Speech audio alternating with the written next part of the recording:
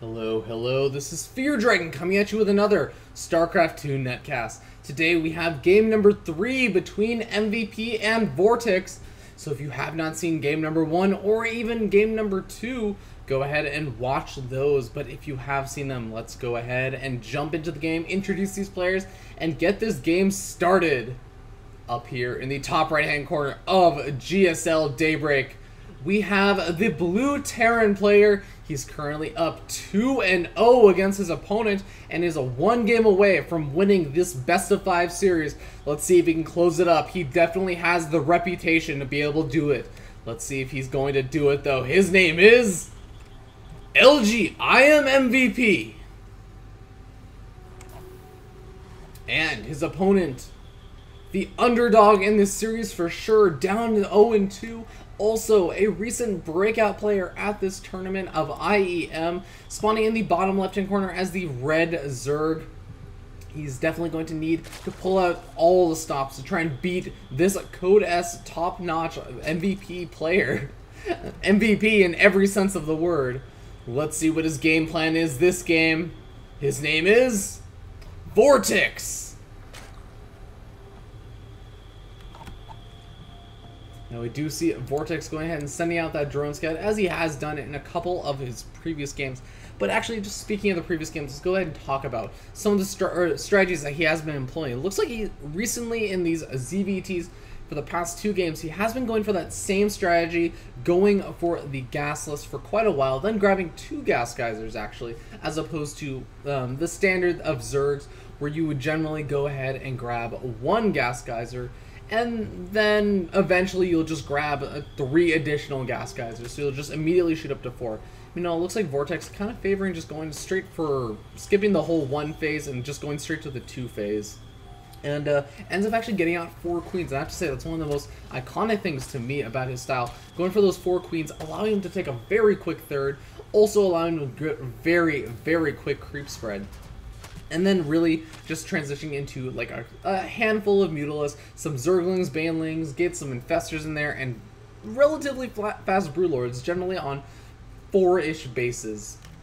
Meanwhile, MVP, his opponent, has been going for this very fast command center style. In game number 1, he went for that CC first. Looks like he went for it again in this game, but also allowing him to go for that, you know, barracks and then CC in game number 2. Even getting those fast third command centers really take it to the late game. But honestly, in the late game, he has not really been too consistent on anything. He has been going for those reactor Hellion builds in the mid game just to put on a little bit of pressure, as he definitely is a believer in the reactor Hellion build to gain some kind of map control, as he definitely popularized it. But we haven't really seen any kind of consistent late game from him. He did go for that bio play in the last game, and also in the first game, he went for a very, very unique Thor, Banshee, Raven, Siege Tank, Viking mix. It's a very mech feel to it, and also some Hellions as well. So we'll have to wait and see what MVP is going to pull out. He is definitely known as a player who knows a lot of different builds, so he could be going for anything. And actually, now we do see that Reactor Hellion build coming out once again from MVP. If there's anything we can count on him to do, at least in this best of 5 series, it's to go for those Reactor Hellions after a fast expansion, it seems. And we do see, speaking of the fast expansion, he's getting quite a bit of mining done with those mules. Going to go ahead and kill off this supply depot so he can build one of his own, maybe even just build some other buildings of his own.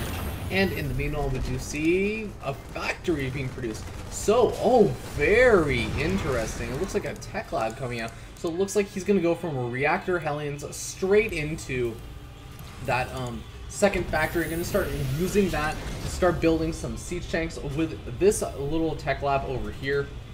So that's going to allow him to start getting up that siege tank count, or potentially actually we might even see him throw down an armory, go for something crazy. I'm really curious to see what he's planning, but only time will tell.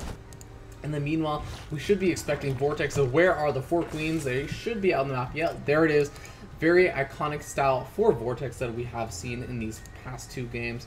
And of course, he is taking that very fast third, around 6 minutes and 30 seconds. He's definitely mapped out this build and has not really gone under any kind of harassment. And there we do see the taking of those additional 2 gas guys. We'll be seeing that layer tech probably popping down once he has the money for it. as he's already started at Zergling speed. And it's going to be really interesting to see how VortiX can really defend against what MVP has in store for him. Because we have seen VortiX's style of play in a couple of those other games, and it looks like he's going for that same style, going for that massive creep spread. And I have to say, I really like this map for that creep spread. He's definitely just the style that he has for the game, that creep spread of getting a massive number of creep tumors. It's going to be very useful against or on this map, where basically you can start spreading out in multiple directions, but it can come down to whether or not MVP is actually going to be able to do any kind of creep tumor denial with these Hellions that's been popping out. It looks like he's being relatively defensive with them, as he's actually going to allow those 2 creep tumors to finish up. And now we do see, oh, actually a really nice play. He saw that those creep tumors were finishing up right over there, so he's just going to go ahead and attack these destructible rocks, kill off that creep tumor, and wow, actually now the queens are going to be able to force those Hellions back just a little bit, and we do see 3 additional creep tumors going down. Meanwhile, he's connecting his 3rd, so we're going to have to wait and see how MVP decides to respond. Looks like he's just staying active with 2 Hellions, and now, only now, just pulling over those additional 4 Hellions. And meanwhile, we go back to his base behind this. Looks like he has that starport up and is just creating additional Hellions and getting that tech up. Oh, he went for the blue flame upgrade. It is going to be, I think it's already finished, guys. And you know what? VortiX should have no knowledge of this. And oh my god, those Zerglings are going to get roasted instantly. Oh my god. Actually doing a good amount of damage and taking out quite a few of those Hellions, actually, with a nice little surround. But we do see, wow, VortiX actually doing a fantastic job. Oh my god, hold up. Doing a fantastic job cleaning up all of those Hellions with very minimal losses. We can see over here only 1 worker killed. Now, you know, you have to know that MVP did kill quite a few of those Zerglings, 24 Zerglings killed. But still, like, I mean, look at VortiX's drone count. He's still sitting happily on 53 drones with 8 more building, and already has that 3rd up. He can happily saturate that, knowing that he's taken out all of those Hellions. He knows that his opponent does not really have any kind of control. But of course, we do see MVP doesn't really need a whole lot of map control at this point, as he is just going for that tech, or that mech style. And we actually see quite a few more Hellions popping out. It's a very interesting stuff. I'm actually really surprised that he has not started any kind of siege tank production or Thor production or anything. He does have these 2 armories, but he's not really quite researching out of them. Only now are we seeing that. I think that might have been a little bit of a blunder, as he did end up getting those armories quite early and has really not made use of them until just now. So hopefully that doesn't come back to bite him in terms of his timings. And we also see that he does not really have any plans for a 3rd yet. Oh, there is his 3rd command center. So it looks like he does have plans for it. He can float that down. But in the meanwhile, he's going to go ahead and put on a little bit of pressure with that Hellion harassment that he was making additional ones with. Going to be able to roast a couple of drones here. It's definitely nice to get those kind of kills.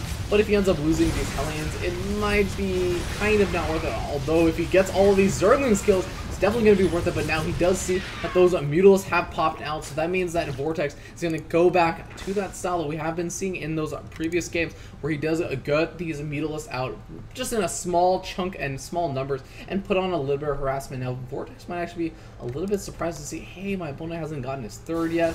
This is getting a little bit late considering how fast he was getting in some of those previous games.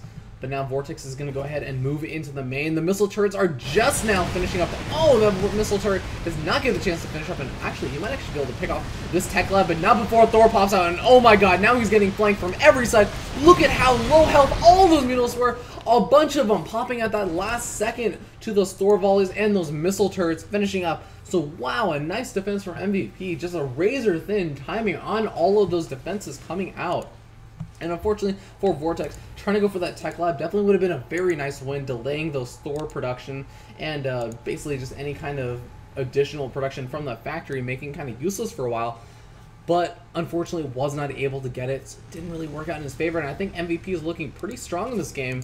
And we do see a couple additional Mutalisks being produced, and we did actually see a couple of roaches in the production tab a little while ago. We'll end up seeing how much they're actually going to end up doing. It looks like they might have just been produced for a defensive purpose against those Hellions, but not quite able to do the defense he wants. And oh my god, another Hellion run by into the main. Oh, he can roast so many drones over here. Wow, roasting all of them. Oh my god, only 4 remaining in that main. We see 35 drones already killed now, and that does put him behind in that worker count, so it's going to be very difficult for VortiX to come back into this game. He definitely needs to make something happen. It looks like this something is just going to be a counterattack over at that third, but we do see 3 Thors already in position. They're going to be able to do a lot of damage to these roaches, as well as this Mutalisk count, especially if they decide to clump up. But still, this is a very large number of units, and I'm not sure that just 3 Thors can defend it. Oh my god, looks like MVP, with his spider senses tingling, realizes that these units are coming in, decides to lift up, and now is going to go ahead and retreat. These Mutals can start doing a little bit of damage to that command center, but the Thor volleys are so good on all these Mutals. Even though they are magic box, they're still doing a massive amount of damage, and these Mutals are getting decimated, but these roaches are doing a good job picking up quite a few SCVs of MVP, and even though the repair is going down on those Thors, it's just not quite fast enough. Actually, it doesn't even look, they're repairing. It looks like they were just starting to attack all of the roaches, and I have to question that decision making. Oh my god, it looks like VortiX might actually be able to take this game if he can just bust through and do enough damage right over here. He just still have 3 Mutals left, and they're going to be very useful, especially he needs to keep them alive to pick off that Banshee, and MVP has to try and keep that Banshee alive to try and take out all of these roaches. We can go ahead and take a look at the worker count. Right now it's down to just 37 SCVs, so MVP definitely starting to lose out a lot, but he still has those command centers, so if he can somehow manage to defend against this without losing too many SCVs, he will be able to make a comeback economically. But we see additional streaming in of units of these roaches, and oh my god, it's going to do so much damage, especially with all of these roaches starting to rack up those kills. This one's already a Slayer roach, and this siege tank is going to get picked off with those roaches on the high ground. Those Mutals doing a good amount of damage, and oh my god, they're all still staying alive, and now the roaches on the production line. I think this is going to spell GG for MVP. He's down 100 supply, and there's the GG! Very well played by VortiX, going with that very key timing, as he was looking very down and out in this game, but being able to make that comeback with that key timing push, he was definitely able to put on the aggression, get into the main, take the engagement, and take the game. So it's going to put this series into a 1-2 favor for MVP. So VortiX starting to make that comeback. We're going to have to wait and see if VortiX can win 2 games in a row. I can't wait to go there, guys. So like and comment and give me feedback and all that good stuff, and send your replay to FearDragon64@gmail.com. Let's go ahead and jump into game number 4.